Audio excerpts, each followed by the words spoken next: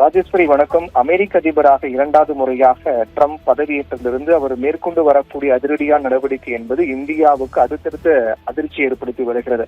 அதாவது அவரை பொறுத்தவரையில் அமெரிக்கர்களுக்கே முன்னுரிமை முக்கியத்துவம் என்ற அடிப்படையில் அவர் மேற்கொண்டு வரக்கூடிய நடவடிக்கையால் பல நாடுகள் கடுமையாக பாதிக்கப்படுகிறார்கள். அதில் மிக முக்கியமான ஒரு நாடு இந்தியா தான். என்றால் ஏற்கனவே இந்தியாவினுடைய பொருட்களுக்கு 50 விழுக்காடு அமெரிக்க அதிபர் ட்ரம்ப் வரி விதித்தார். இந்த வரி விதிப்பு காரணமாக இந்தியாவில் பொருளாதாரம் என்பது மிகப்பெரிய அளவில் ஒரு பாதிக்கக்கூடிய நிலையை ஏற்படுத்தியது.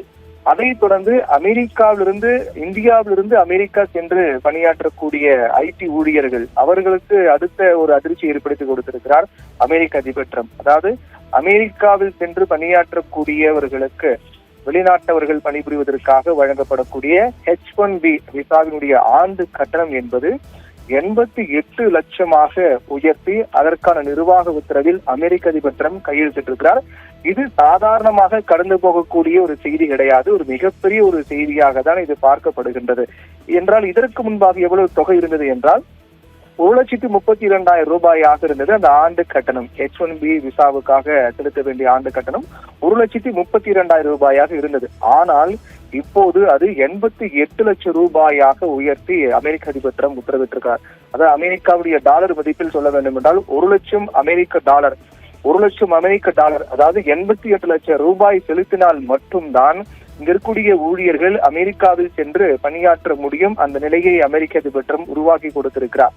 இது இந்தியாவிலிருந்து அமெரிக்கா செல்ல பணிபுரிவதற்கு அங்க இருக்கக்கூடிய பல்வேறு நிறுவனங்கள் பணியாற்றக்கூடிய ஊழியர்களுக்கு H1B விசா என்பது நடைமுறையில் உள்ளது. அதற்கான கட்டணத்தை தான் பல மடங்கு அதிகரித்து அமெரிக்க அதிபர் ட்ரம்ப் உத்தரவிட்டிருக்கார்.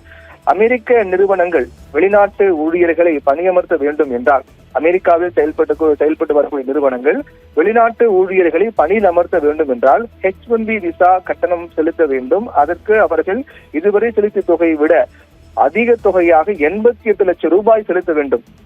இதனுடைய நோக்கம் என்பது என்ன?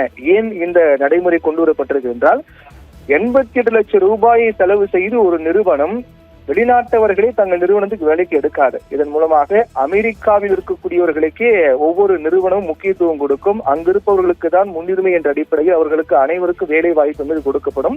இவ்வளவு தொகை கொடுத்து ஒரு வெளிநாட்டவரை அமெரிக்க நிறுவனங்கள் வேலைக்கு எடுக்க மாட்டார்கள். இதனால் அமெரிக்காவுக்கு முக்கியத்துவம் என்ற அடிப்படையில் தான் இந்த உத்தரவை அமெரிக்க அதிபர் ட்ரம்ப் கொண்டு வந்திருக்கிறார்.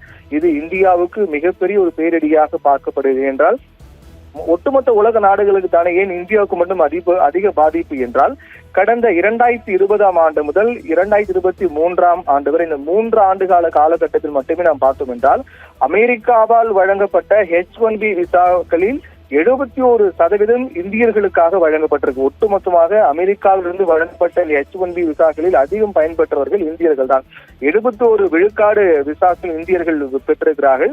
அதற்கு அடுத்தபடியாக சீனா 11.7% விசாக்களை பெற்றிருக்கிறார்கள். அப்படி பார்க்கும்போது இந்த ஒரு நடைமுறை என்பது முழுக்க இந்தியர்களுக்கு எதிராக தான் கொண்டு வரப்பட்டிருப்பதாக பார்க்கப்படுகிறது. இந்தியாவிலிருந்து அமெரிக்கா சென்று பணியாற்றக்கூடியவர்களுக்கு எதிராக தான் நடவடிக்கை என்பது பார்க்கப்படுகிறது. 71% விசாக்கள் இந்தியர்கள் தான் பெற்றிருக்கிறார்கள் H1B விசா. இப்போது முழுவதுமாக இது தடைபடக்கூடிய ஒரு நிலை என்பது ஏற்படும்.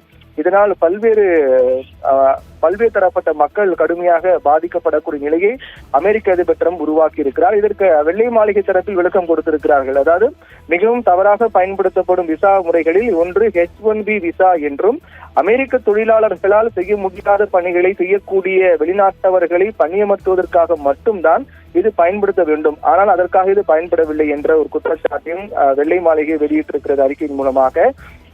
இந்த அறிவிப்பின் மூலமாக 88 லட்சம் ரூபாய் கட்டணமாக நிர்ணயித்திருப்பதன் மூலமாக வெளிநாட்டவர்களை பணியமர்த்தும் அமெரிக்க நிறுவனங்கள் $1 லட்சம் அமெரிக்க டாலர் செலுத்த வேண்டும்.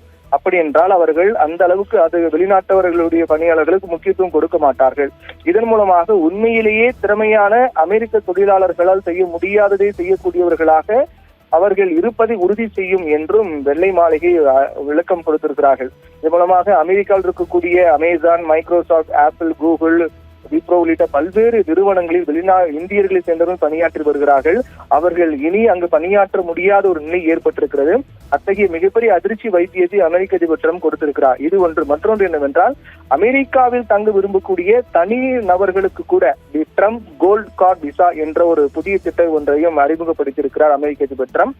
இதன் மூலமாக இதுவும் $1,00,000 அரசுக்கு செலுத்தி அதன் மூலமாக அங்கே ஒரு குறிப்பிட்ட காலம் வரை வசிக்கலாம். அமெரிக்காவில் வசிக்க வேண்டும் என்றால் $1,00,000, அதுவும் 88 லட்சம் ரூபாய் செலுத்தி அந்த தி ட்ரம்ப் கோல்ட் கார்டு விசா என்பது பெற வேண்டும். அதை பெற்ற பிறகுதான் அங்கு ஒரு குறிப்பிட்ட காலம் வசிக்க முடியும்.